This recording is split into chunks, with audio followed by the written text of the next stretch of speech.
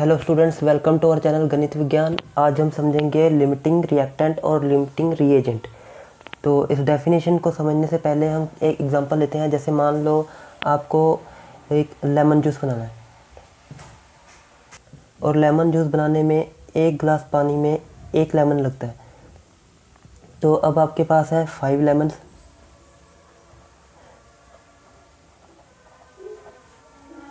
और 10 glass water. 5 lemon है आपके पास और 10 ग्लास पानी है। तो अब आप कितने ग्लास लेमन जूस बना सकते हो? जब एक ग्लास वाटर में एक लेमन लग रहा था तो टोटल अब आपके पास तो 5 ही लेमन है। तो आप कितने लेमन जूस बना सकते हो? सिर्फ 5 गिलास।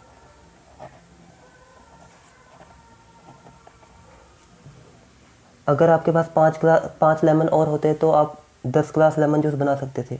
लेकिन आपके पास इस लेमन की क्वांटिटी लिमिटेड है। इस लिमिटेड क्वांटिटी की वजह से आप 10 ग्लास लेमन जूस नहीं बना पाए। तो इस लिमिट की वजह से हम इसको क्या बोलेंगे? Limiting reagent. Limiting reagent. और इसी लिमिटिंग रिएजेंट की वजह से आपका प्रोडक्ट डिसाइड हुआ। ये लिमिटिंग रिएजेंट ही डिसाइड करेगा कि आपका प्रोडक्ट कितना बनेगा। तो अगर ये लिमिटिंग रिएजेंट में 6 लेमन होते तो यहाँ पे 6 ग्लास जूस बनता। तो इसका मतलब ये लेमन जूस और ये ग्लास वाटर जब हम रिएक्शन करेंगे तो उसमें 2 रिएक्टेंट होंगे। जैसे मान लो हमारे पास एक रिएक्टेंट ए होगा और एक रिएक्टेंट बी होगा।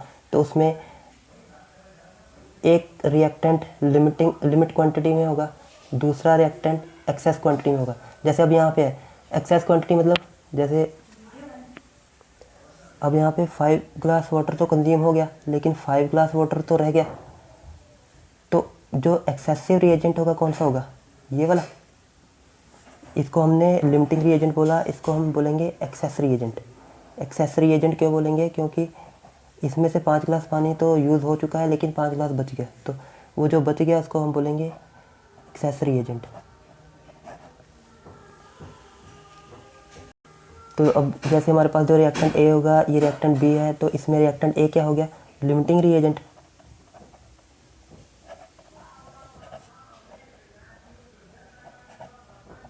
और जो रिएक्टेंट बी होगा उसको हम बोलेंगे एक्सेस रिएक्टेंट।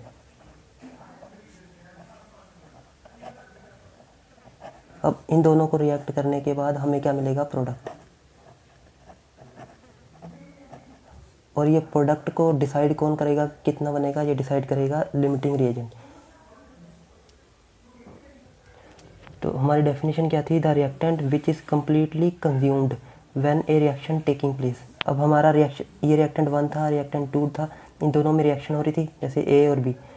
और जब रिएक्शन हो रही थी तो ये वाला रिएक्टेंट कम्प्लीटली कंज्यूम हो गया क्योंकि 5 लेमन तो यूज़ हो गए 5 गिलास लेमन जूस बनाने में। तो ये क्या हो गया? पूरी तरह ख़त्म हो गया। 5 लेमन ख़त्म हो चुके। The reactant which is completely consume, जो पूरी तरह कंज्यूम हो जाए when A reaction taking place, जब ये रिएक्शन हो रहा हो, इज कॉल्ड लिमिटिंग। और उसके बाद जो रिएक्शन हो वो स्टॉप हो जाए, उसके बाद रिएक्शन नहीं हो सकती। उसके बाद रिएक्शन कैसे होगी? जब रिएक्टेंट लिमिटिंग रिएक्टेंट ख़त्म ही हो गया तो उसके आगे रिएक्शन कैसे टेक हो सकती है? जब 5 लेमन ख़त्म हो गए तो हम उसके आगे लेमन जूस कैसे बना सकते हैं?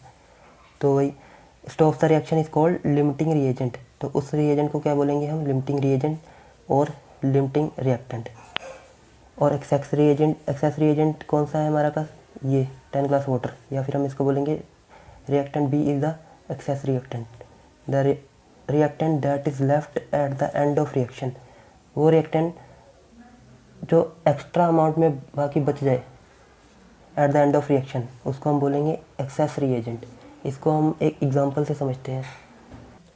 जब हमने स्टोइकियोमेट्री समझी थी तो हमने देखा था कि जैसे मान लो ये हमारे पास एक रिएक्टेंट है, दूसरा रिएक्टेंट गिव्स प्रोडक्ट,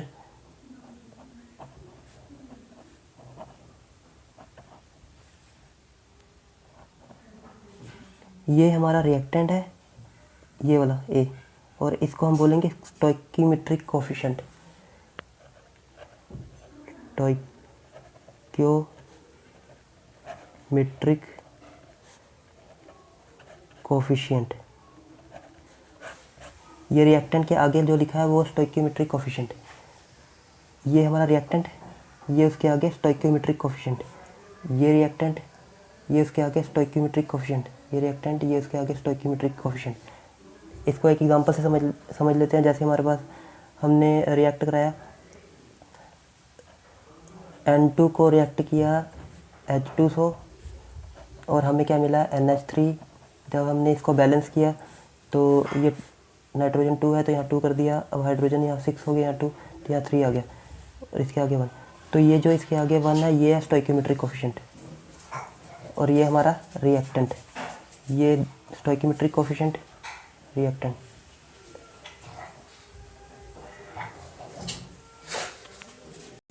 अब हमें जब कोई क्वेश्चन मिलेगा या कोई रिएक्शन मिलेगी तो हमें देखना होगा कि वो वाली जो रिएक्शन है वो लिमिटिंग रिएजेंट वाली रिएक्शन है भी या नहीं। अगर हमें उसको चेक करने के लिए चेक करना है तो हम सबसे पहले क्या करेंगे, हम पहले फाइंड करेंगे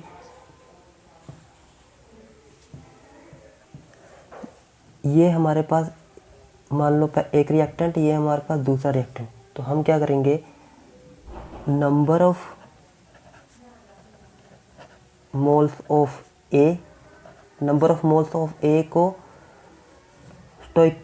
इसको हम एस से रिप्रेजेंट करते हैं, स्टोइक्योमेट्रिक कोफिशिएंट ऑफ ए। पहले ये फाइंड करेंगे और नंबर, फिर ये सेकंड वाले का number of moles of B find करेंगे और उसको डिवाइड कर देंगे इसके आगे जो स्टोइक्योमेट्रिक कोफिशिएंट है B, stoichiometric coefficient of B. तो यहाँ पे number of moles of A क्या है, number of moles of A Na और स्टोइक्योमेट्रिक कोफिशिएंट क्या है इसके आगे ए, तो ये आ जाएगा ए। और ये number of moles of B means Nb और स्टोइक्योमेट्रिक कोफिशिएंट बी का स्मॉल बी। और ये दोनों अगर इक्वल नहीं आते, ये Na कैसे फाइंड करेंगे, number of moles of A. ये तो हमें पता है कि नंबर ऑफ मोल्स ऑफ ए कैसे फाइंड कर सकते हैं, mass given upon molar mass. तो ये तो हम क्वेश्चन में फाइंड करेंगे, ये तो हमें पता कैसे फाइंड करना है। और उसके आगे ए के आगे जो कोफिशिएंट होगा स्टोइक्योमेट्रिक कोफिशिएंट वो लगा देंगे। वो इक्वल नहीं होना चाहिए किसके, number of moles of B और उसके स्टोइक्योमेट्रिक कोफिशिएंट के। अगर ये दोनों इक्वल नहीं आते हैं तो इसका मतलब ये वाला क्वेश्चन ये जो रिएक्शन दी हुई है ये हमें लिमिटिंग रिएजेंट वाली रिएक्शन दी हुई है। अगर इक्वल नहीं आते, if this is not equal then given reaction is a limiting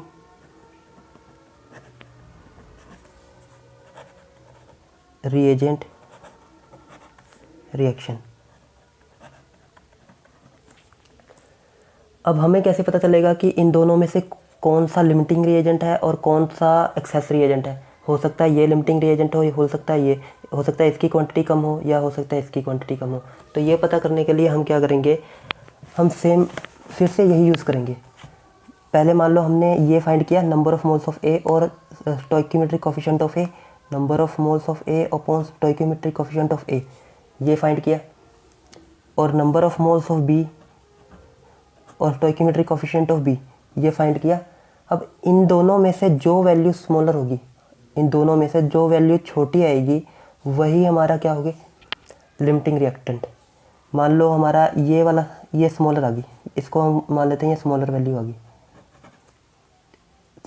और ये लार्जर। जैसे मान लो हमने इसको मान लिया कि ये इसको सॉल्व करके हमारे पास आ गया 2 और इसको सॉल्व करके हमारे पास आ गया 4, ये आ गया।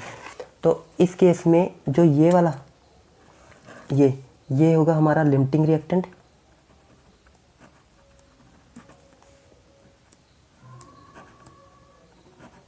और जो ये होगा हमारा एक्सेस रिएजेंट।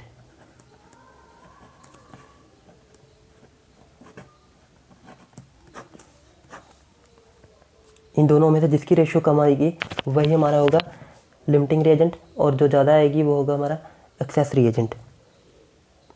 इसके बेस पे हम एग्जांपल करते हैं, फिर आपको ज़्यादा क्लियर होएगा। अब ये हमारे पास है first question, 3 gram of hydrogen, 3 gram हमने हाइड्रोजन ली, react with 29 gram of oxygen, 29 gram of oxygen के साथ रिएक्ट किया टू यील्ड H2O, और हमें मिला H2O। What is the limiting reagent? अब हमें पता करना है इन दोनों में से लिमिटिंग रिएजेंट कौन सा है। तो लिमिटिंग रिएजेंट के लिए हमें पहली कंडीशन क्या थी, पहले तो हमें चेक करना था कि ये लिमिटिंग रिएजेंट का क्वेश्चन है भी या नहीं है। तो उसके लिए हमने क्या करना था, उसके लिए हमने करना था number of moles of H2 upon stoichiometric coefficient of H2, ये फाइंड करना था। Number of moles of H2, हम नंबर, ये तो हमें मास दिया हुआ है, नंबर ऑफ मोल्स तो नहीं गिवन, तो नंबर ऑफ मोल्स फाइंड करने हैं। तो क्या, given mass upon molar mass. Given mass कितना है 3 ग्राम, मोलर मास कितना है हाइड्रोजन का होता है 1 × 2 तो कितना 2, ये हो गया। तो इसको सॉल्व कर कितना आ गया 1.5, तो ये हो गया 1.5 upon stoichiometric coefficient of H2 के का जो स्टोइकियोमेट्रिक कोफिशिएंट है कितना है 2, तो इसको सॉल्व करेंगे तो ये हो गया 3/4, और फर्दर सॉल्व करेंगे तो 0.75। इसका तो हमें पता लग गया। अब सेकंड इसका फाइंड करते हैं, number of moles of oxygen upon stoichiometric coefficient of oxygen. Number of moles of oxygen हमें गिवन नहीं है, हमें तो मास गिवन है, तो हम नंबर ऑफ मोल्स फाइंड कर लेंगे। Given mass upon molar mass, given mass कितना है 29 ग्राम, और मोलर मास ऑक्सीजन का कितना होगा, ऑक्सीजन का मोलर मास होता है 16 और 2 32, तो ये हो गया 32। अब इसको सॉल्व करेंगे तो हमारे पास आएगा 0.906, तो ये आ गया 0.906। तो अब ये रेशो इतना आ गया, ये रेशो इतना आ गया। अब हमें पहले क्या डिस्कस किया था कि इन दोनों में से जो वैल्यू छोटी है वही क्या होगी, लिमिटिंग रिएक्टेंट। और ये दोनों, पहला स्टेप हमें जो क्या देखना था, पहला स्टेप हमें देखना था कि ये दोनों इक्वल नहीं आने चाहिए। तो पहला स्टेप तो हमारा क्लियर है कि ये दोनों इक्वल नहीं आ रहे हैं। यहाँ लिख देंगे as number of moles of H2 stoichiometric coefficient of H2 is not equal to number of moles of O2। ये दोनों इक्वल नहीं है, इसका मतलब कि ये हमारी लिमिटिंग ये जो क्वेश्चन है हमारा लिमिटिंग रिएक्टेंट का क्वेश्चन है। तो यहाँ से तो डिसाइड हो गया। अब हम फाइंड करेंगे कि कौन सा रिएक्टेंट लिमिटिंग रिएक्टेंट है और कौन सा एक्सेस रिएजेंट है। तो इन दोनों में से रेशो किसकी कम आ रही है, इसकी आ रही है 0.7, इसकी हाइड्रोजन की 0.75, इसकी रेशो कम आ रही है। इसका मतलब जो हमारा हाइड्रोजन होगा वही क्या है, limiting reagent. As NH2 upon of H2 is lesser then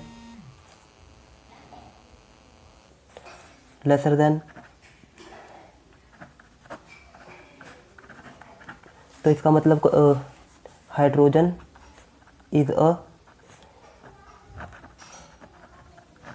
limiting reagent. Hydrogen यहाँ पे लिमिटिंग रिएजेंट है। अब हमें आगे क्या पूछा है, calculate the maximum amount of water that can be formed. अब हमें पूछा कि कितना वाटर फॉर्म हो सकता है। तो हमें लिमिटिंग रिएक्टेंट पता लग गया, लिमिटिंग रिएक्टेंट ये है, और हमें क्या पूछा है कि कितने अमाउंट वाटर प्रोड्यूस होगा। तो हम अब जो रिलेशन फाइंड करेंगे इसमें और इसमें, तो अब हम इसको और इसको इक्वल रख देंगे, इन दोनों के रेशियो को इस तरह। Number of moles of hydrogen stoichiometric coefficient of hydrogen को इक्वल रख देंगे, क्या बनेगा, water. Number of moles of water को इक्वल रख देंगे स्टोइकियोमेट्रिक कोफिशिएंट ऑफ वाटर के। Number of moles of hydrogen कितने थे,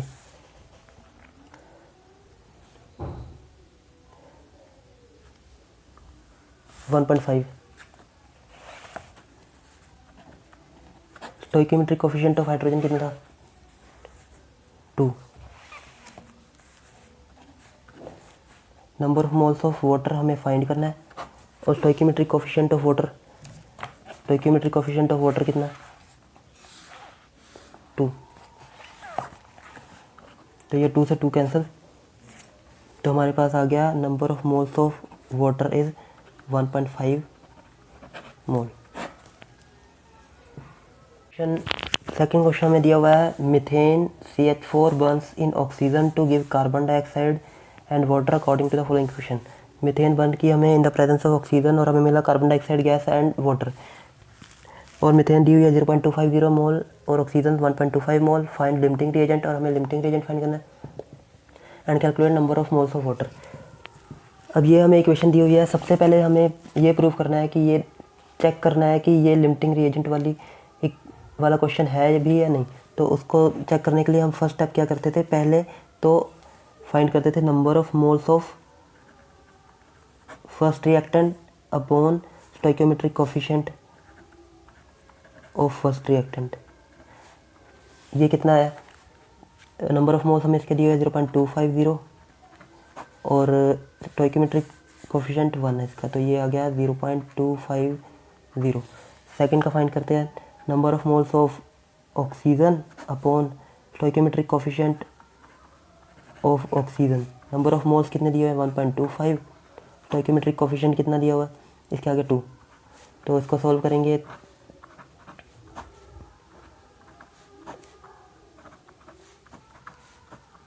फाइव बाई एट को सॉल्व करेंगे, ये हो जाएगा 0.625। फर्स्ट स्टेप हमारा यही था कि चेक करना था कि ये दोनों इक्वल है या नहीं। तो ये दोनों इक्वल तो नहीं है, क्योंकि ये 0.250 है, ये 0.625।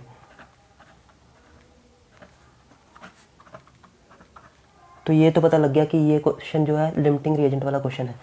तो अब हम इन दोनों में से चेक करेंगे कि लिमिटिंग रिएजेंट है कौन सा। तो इन दोनों रेशो में से किसकी वैल्यू कम आ रही है? इसकी वैल्यू कम आ रही है, तो इसका मतलब कि जो मीथेन होगा वो हमारा क्या है? Limiting reagent. या हम लिख देंगे कि ये रेशो इससे कम है,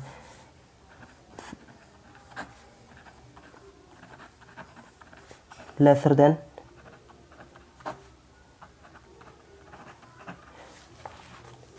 therefore CH4 is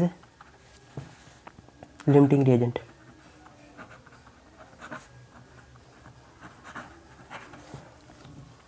ये तो हमें पता लग गया कि लिमिटिंग रिएजेंट कौन सा है। अब हमें फाइंड करना है number of moles of water. तो number of moles of water तो डिपेंड तो मीथेन पे करेंगे, क्योंकि लिमिट में कौन सी चीज़ है हमारे पास? मीथेन है। जितना कम मीथेन होगा उतना ही कम वाटर बनेगा। अगर मीथेन की क्वांटिटी ज़्यादा होती है तो फिर वाटर भी ज़्यादा बनता है। तो इस ये वाटर किस पे डिपेंड कर रहा है? लिमिटिंग रिएजेंट पे। तो अब हम इसको number of moles of water find करना है हमने। तो number of moles of water find करने के लिए number of moles of methane upon stoichiometric coefficient of methane को इक्वल रखेंगे number of moles of water upon stoichiometric coefficient of water के। तो यहाँ number of moles of methane कितनी दी हुई है? 0.250 और स्टोइकियोमेट्रिक कोफिशिएंट कितना है? 1। और number of moles of water find करना है हमें, और स्टोइकियोमेट्रिक कोफिशिएंट कितना दिया हुआ है? 2। तो ये वैल्यू इधर ट्रांसफ़र करेंगे तो ये आ गया 2 × 0.250 equal to number of moles of water. अब इसको मल्टीप्लाई करेंगे तो ये हो गया 0.50 mole. Number of moles of water कितना आ गया? 0.5 मोल।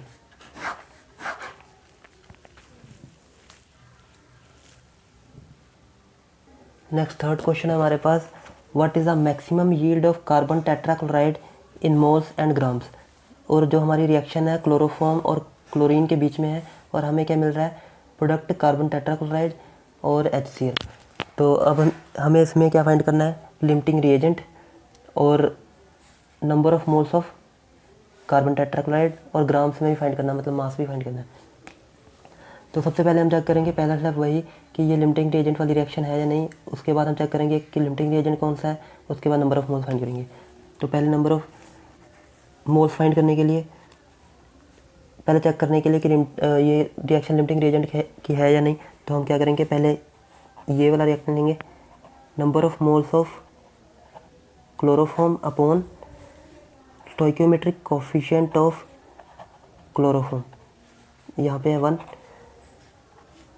इसका नंबर ऑफ मोल्स फाइंड करने हैं, लेकिन यहाँ तो मास दिया हुआ है, तो नंबर ऑफ मोल्स क्या होता है, given mass upon molar mass. तो गिवन मास कितना 25 upon molar mass, molar mass find कर लेंगे। कार्बन का होता है 12 CH Cl3 12 + 1 प्लस क्लोरीन का 35.5 इंटू 3, ये 13 प्लस 30.5 इंटू 3, इसको मल्टीप्लाई करेंगे तो ये हो गया 35 106.5, तो ये हो गया 119.5, तो ये आ गया 119.5। अब इसको डिवाइड करेंगे, 25 को 119.5 से डिवाइड किया तो हमारे पास आएगा 0.209,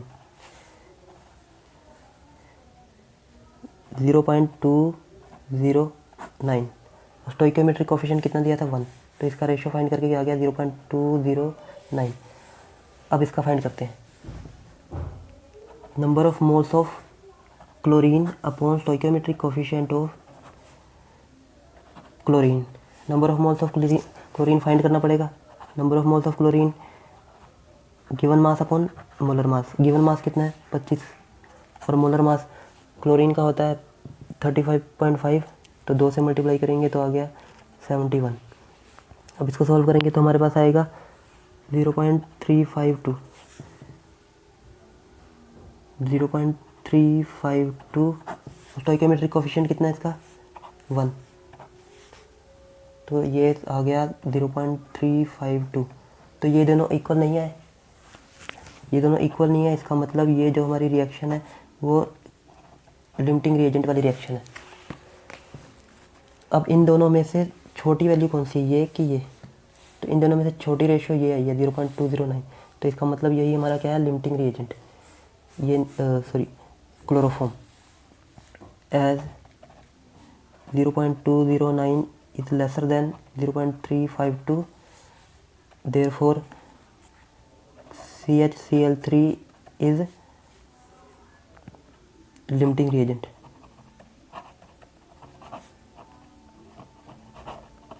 ये हमारा लिमिटिंग रिएजेंट हो गया।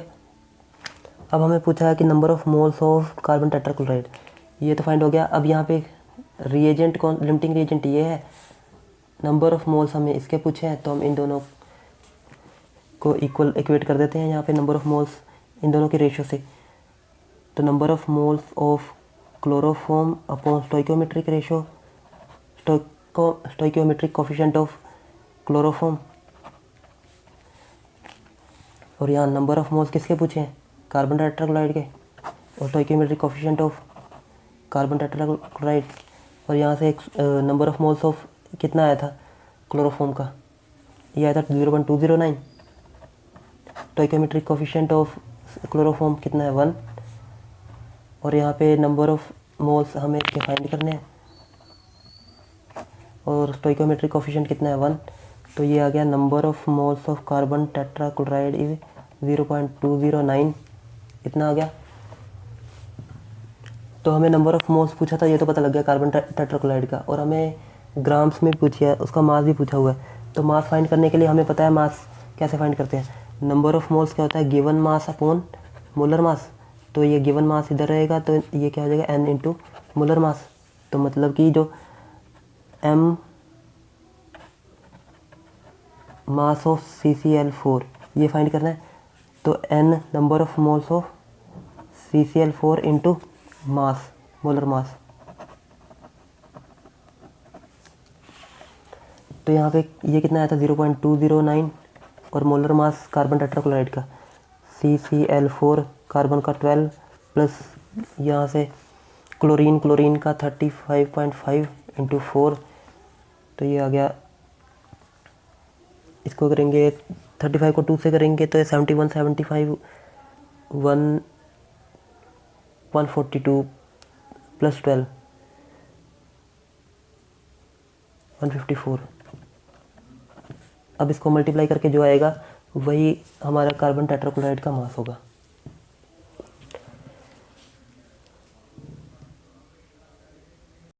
एक और क्वेश्चन करके देख लेते हैं।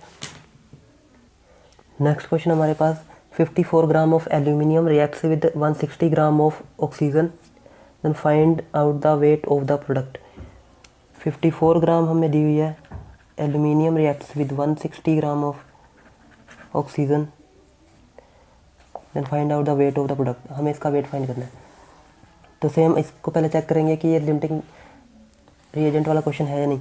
तो पहले हम चेक करेंगे number of moles of aluminium upon stoichiometric coefficient of aluminium. Number of moles of aluminium, अब यहाँ पे तो मास दिया हुआ है, नंबर ऑफ मोल्स तो नहीं गिवन है, तो नंबर ऑफ मोल्स फाइंड करेंगे given mass upon molar mass. Given mass कितना है 54 और मोलर मास, एल्यूमिनियम का मोलर मास कितना होता है 27। यहाँ लिख लेंगे एल्यूमिनियम का 27। तो ये कैंसिल करके कितना आ गया 2। तो नंबर ऑफ मोल्स तो हमें मिल गया 2 अपन स्टोइकियोमेट्रिक कोफिशिएंट कितना है 4, तो ये आ गया 4। कैंसिल करेंगे तो ये आ गया 0.5 मोल, 0.5। ये हमारे पास 0.5 आ गया। अब सेकंड हमारे पास है ऑक्सीजन। ऑक्सीजन का number of moles of oxygen upon stoichiometric coefficient of oxygen. Number of moles of oxygen, हमें तो मास दिया हुआ है तो हम यहाँ से number of moles of oxygen find कर लेंगे। गिवन मास कितना है 160, मोलर मास कितना होता है ऑक्सीजन का, ऑक्सीजन ओ का होता है 16 और ये 32, ये आ गया 32। अब इसको डिवाइड करेंगे तो ये हमारे पास आ जाएगा 5, तो ये आ गया 5। अब यहाँ से तो हमें देख के पता लग रहा है कि ये और ये दोनों इक्वल नहीं है, ये दोनों इक्वल नहीं है। 0.5 इज़ नॉट इक्वल टू, इसका मतलब ये जो क्वेश्चन है ये हमारा लिमिटिंग रिएजेंट वाला क्वेश्चन है। तो अब हम इसको, और हम इसमें देख रहे हैं कि ये वाली वैल्यू छोटी है इससे, तो इसका मतलब एल्यूमिनियम हमारा यहाँ पे लिमिटिंग रिएजेंट है। 0.5 is lesser than 5, therefore aluminium is limiting reagent. अब यहाँ से हमें क्या पूछा था, find out the weight of the product, मतलब प्रोडक्ट ये बन रहा है तो इसका वेट हमें फाइंड करना था। तो अब हम लिमिटिंग रिएजेंट और इसको इक्वेट कर देते हैं। Number of moles of aluminium upon stoichiometric coefficient of aluminium is equal to number of moles of Al2O3 upon stoichiometric coefficient of Al2O3, aluminium oxide ये हो गया। तो number of moles of aluminium कितने थे, ये थे 2, तो ये आ गया 2। स्टोइकियोमेट्रिक कोफिशिएंट ऑफ एल्यूमिनियम यहाँ पे 4, और नंबर ऑफ मोल्स इसके फाइंड करने हैं अपॉन स्टोइकियोमेट्रिक कोफिशिएंट ऑफ, ये एक था हमारे पास 2, तो ये वैल्यू इधर ट्रांसफ़र करेंगे तो ये आ गया 4/4। ये number of moles of Al2O3 cancel करके 1, तो number of moles of Al2O3 ये आ गया 1। लेकिन हमें मास पता करना था, तो मास क्या होता है, number of moles of Al2O3 given mass upon molar mass. तो नंबर ऑफ मोल्स तो दिया हुआ है, गिवन मास, ये मास हमें फाइंड करना है। मोलर मास किसका, Al2O3 का, एल्यूमिनियम का 27 × 2 प्लस ऑक्सीजन का 16 × 3 48, तो ये हो गया 54 + 48 102, तो ये हो गया 102। इधर ट्रांसफ़र करेंगे तो 102 ग्राम, तो ये आ गया mass of Al2O3। I hope आपको समझ में आ गया होगा। अगर आपको कहीं पे भी प्रॉब्लम है तो आप कमेंट करके पूछ सकते हैं। आज के लिए इतना ही। Thanks for watching.